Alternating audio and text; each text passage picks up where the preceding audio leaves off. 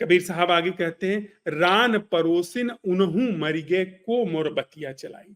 मतलब यह जो पूरा माया का जंजाल है वो कहीं बाहर नहीं है, वह सारा का सारा जो नैहर का उपक्रम है, नैहर का ढंग है, मतलब जिसे हम जीवन समझते हैं, उस जीवन का जो पूरा का पूरा ढांचा है वह हमारा सोच विचार है, हमारी बुद्धि है। उसका जो धरातल है नैहर का, वो हमारा चित्त है। चित्त में जो जीवन को हमने प्रक्षेपित किया हुआ है उसको वो नैहर कह रहे हैं। उसमें जो संदेश लेकर के आता है जाता है उसको वो कह रहे हैं कि जो जोड़ता है, जो एक दूसरे तरीके से इस बात को समझे, जो असल से जोड़ने की कोशिश करता है। नाऊ बारी जो है वह संदेश लेकर के नैहर से ससुराल जाता था, ससुराल से नैहर। तो एक ऐसा हमारे अंदर ढंग है जिसका नाम है मन, जिसका नाम है चित्त। वह कहीं न कहीं जो असल है उसके ऊपर प्रक्षेपित हुआ है, उसके ऊपर उसने आकार लिया है। तो जो वृत्तियां प्रवृत्तियां हैं, एक है दुष्प्रवृत्ति, दुष्प्रवृत्ति तो नहीं कहेंगे, एक है मिथ्याकारी वृत्ति और प्रवृत्ति जिसकी वजह से हम एक आभासीय जीवन में चलते हैं, और दूसरी है ऐसी दृष्टि जिसकी वजह जिसके सहारे से हम उसकी तरफ गति करते हैं जो असल है, जो नैसर्गिक है, जो सत्य है, उसकी तरफ गति करते हैं। तो जो असल है, जो नैसर्गिक है, उससे और जो मिथ्या है उसके बीच में जो एक भ्रम का लेन देन, भ्रम के संदेश का आवाजाही जो रहता है वह समाप्त हो गया। यानी वह जो यथार्थ है, नैसर्गिक है, उसके ऊपर जो आरोपित आयोजित मिथ्या है वह भंग हो गया। तो जो ले जाने और ले आने वाला काम करते थे वे नाऊ और बारी मर गए। मतलब कुछ ऐसी क्रांति हुई, कुछ ऐसा दर्शन हुआ कि यह जो असल से नकल को जो सत्य है उसमें जो यह भ्रम आरोपित है, इसके बीच में जो कोई लिंक जोड़ने वाला था वह लिंक जोड़ने वाला समाप्त हो गया। मतलब और सरल भाषा में कहा जाए कि जीवन का जो धोखा देने वाला एक उपक्रम हमारे जीवन में चल रहा है और जो असल जीवन है उसमें जो ये संदेशवाहक बने हुए थे, जो ये कहते थे कि नहीं यह भी जीवन है। हम कहते हैं ना कि नाम भी जीवन है, वो जो हम सोच रहे हैं वह भी जीवन है। तो नाऊ बारी का क्या काम होता था कि वे इधर की बात उधर ले जाते थे, उधर की बात इधर ले आते थे। मतलब कभी कभी वे चुगली का भी काम करते थे और कभी कभी बनाने का भी काम करते थे। मतलब एक आभासी रिश्ते को वो जोड़ने का भी काम करते थे, तोड़ने का भी काम करते थे। तो कबीर साहब का यहाँ पर आशय है कि वह जो नाई बारी, वह जो हमारे अंदर की ऐसी गहरी वृत्तियां हैं जिसके कारण हम इस बात का यकीन मानने के लिए हमेशा तत्पर रहते हैं कि जो जीवन इस चित्त में जिया जाता है वही जीवन सच है। जैसे हम असल क्या है वो आंखों से उस वृक्ष का दिखाई पड़ना, पर बुद्धि क्या कहती है, वो जो हमारे अंदर संदेशवाहक हैं, जो जिन्होंने हमको सुझाव दे दे करके इस बात के लिए राजी कर दिया है कि बिना नाम के उस चीज को नहीं देखा जा सकता है, बिना उसकी व्याख्या के उस चीज को नहीं देखा जा सकता है। ये नाऊ और बारी है जिन्होंने तरह तरह के सुझाव दे करके झूठ के, साच के, इधर के उधर के हमको तैयार कर लिया है इस आभासी और भ्रामक जीवन में रचे पचे रहने के लिए। कबीर साहब कहते हैं कि इस पूरे चित्त के धरातल पर, इस पूरे सोच विचार के उपक्रम में कुछ ऐसी अंतर्दृष्टि घटी है, कुछ ऐसी क्रांति घटी है, कुछ ऐसी आग लगी है, ये पूरा धोखे का जंजाल जल करके समाप्त हो गया। नाऊ बारी मर गए। वह जो सुझाव करता थे, वो जो सलाह देने वाले थे, जो कहते थे कि हाँ ब्रह्म भी सत्य है पर यह जीवन भी सत्य है, थोड़ा फर्ज तो निभाने पड़ेंगे ना, अभी गृहस्थी कच्ची है, बाद में यही सब करना है, फिर वो हम देख लेंगे बाद में, अभी तो खेलने खाने की उम्र है, जब बूढ़े हो जाएंगे तब कर लेंगे। ये जो संदेशवाहक है, जो सुझाव देने वाले, जो मंत्री हमारे हैं, वे मर गए। अमर ये आवाजाही, वह जो आना जाना बार बार लगा रहता था, भ्रम से सत्य में, सत्य से भ्रम में, वह आवागमन समाप्त हो गया। अंत में कबीर साहब कहेंगे कि ऐसी क्या घटना घटी है जिसके कारण यह पूरा भ्रम समाप्त हो गया। आगे वो कहते हैं, रान परोसिन उन्हू मरिगे को मुरबतिया चलाई। रान परोसिन का मतलब होता है अगल बगल रहने वाले, जीने वाले।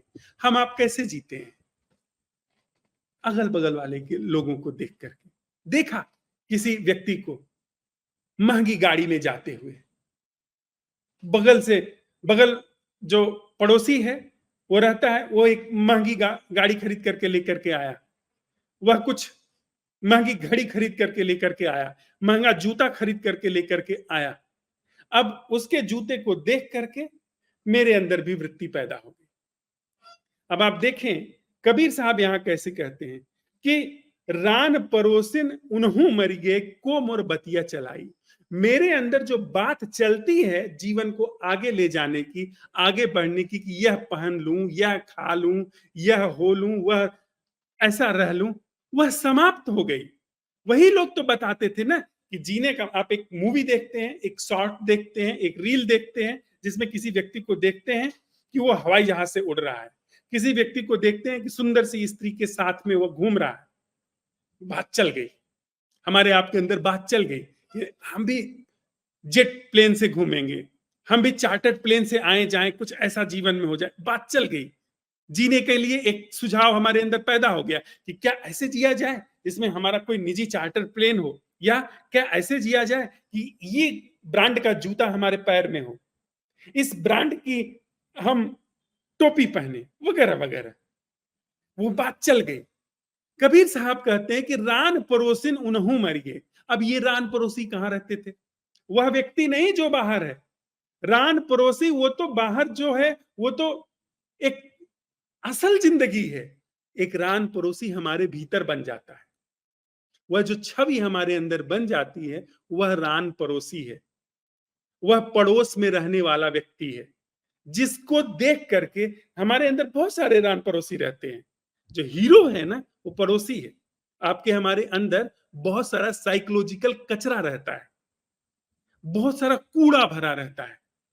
किसी को आपने कभी देखा है जिसको आपने टाइट फिटिंग की जींस, या खूब इधर मांस निकला, इधर मांस निकला, इधर हाथ पैर टाइट, पूरा शरीर ऐसा देखा है? वह आपका पड़ोसी है, आपके भीतर है। वह जो छवि आपके अंदर रह रही है वो पड़ोसी की तरह रह रही है।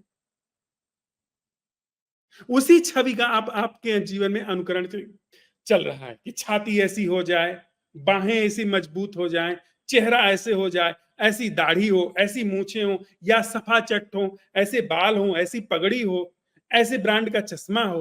वो पड़ोसी रह रहे हैं। कभी किसी को चश्मा लगा करके देखा है ना? वो जो खोपड़ी में उसकी छवि बन करके रखी है, किसी हीरो की, किसी राजनेता की, या किसी मानिंद व्यक्ति की, किसी सम्मानित पुरस्कार पाए हुए व्यक्ति की जो छवि हमारे अंदर बैठी है वह पड़ोसी है, वह रान पड़ोसी है। कबीर साहब कहते हैं कुछ ऐसी क्रांति हुई है जीवन में, वे सारे रान पड़ोसी मर गए। कौन और बतिया चलाए? जब भीतर कोई रान पड़ोसी ही नहीं है, कौन हमको सुझाव देगा कि ऐसे जियो वैसे जियो? किसका अनुकरण करना है? किसका पिछलग्गू होना है? किसका अनुयायी होना है? कोई गुरु नहीं है, कोई आदर्श नहीं है। अब वो सारे रान पड़ोसी जो आदर्श, गुरु, हीरो, नायक की तरह हमारे अंदर रहते थे, जिनकी तुलना करके, जिनका अनुकरण करके हम जी रहे थे, वो सब के सब जल गए। कुछ ऐसी क्रांति हुई।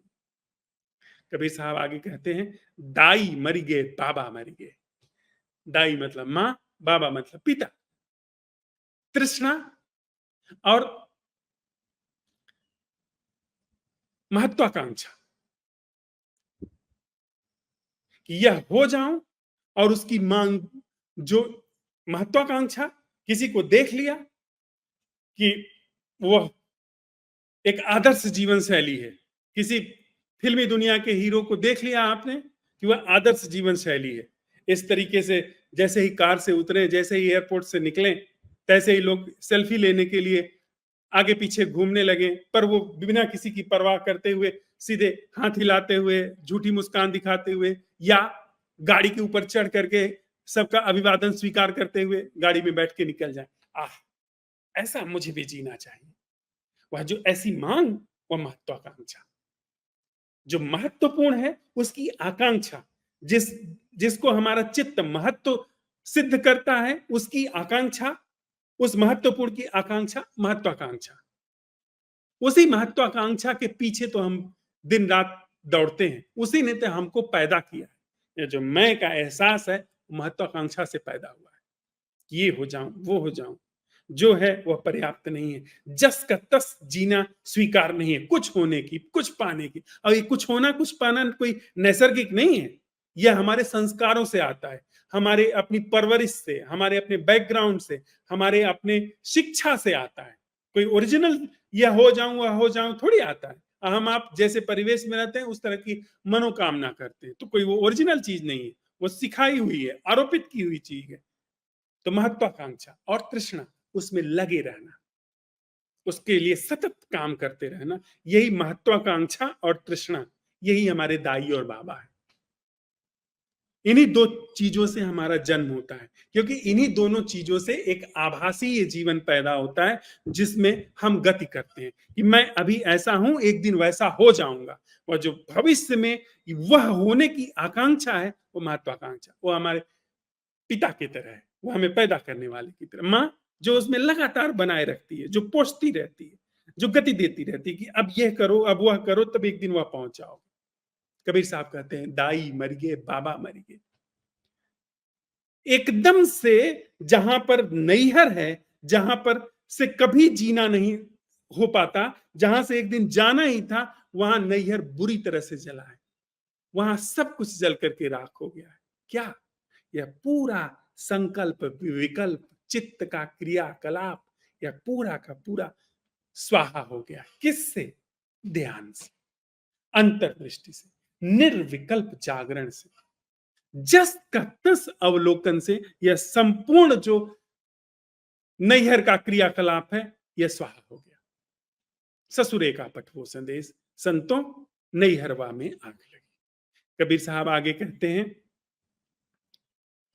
दाई मर गए, बाबा मर गए, जिन मुर लगन धराई। लगन मतलब जिन्होंने यहां पर मुझे जोड़ करके रखा था। महत्वाकांक्षा और तृष्णा, ये दो चीजें हैं जो आभासी जीवन से मुझे जोड़ करके रखती हैं, जो यथार्थ में मुझे कभी जाने नहीं देती, जो वादा करती हैं कि आपका, वो जो दावा करती हैं कि एक दिन आपको सत्य, या एक दिन आपको निर्वाण, एक दिन आपको बुद्धत्व, इनलाइटनमेंट मिल जाएगा। वह जो आकांक्षा है, जो तृष्णा है, जो जो जो मेरे अंदर पैदा हुई है, जिसने उसके साथ एक लगन लगाई हुई है, वह भी मर गई। मतलब कबीर साहब ने सांसारिक चीजों के साथ लगन को तो खंडित किया ही है, उन्होंने जो तथाकथित धार्मिक आध्यात्मिक चीजों की आकांक्षा की हमारे अंदर लगन लग जाती है, उसका भी उन्होंने निषेध किया है।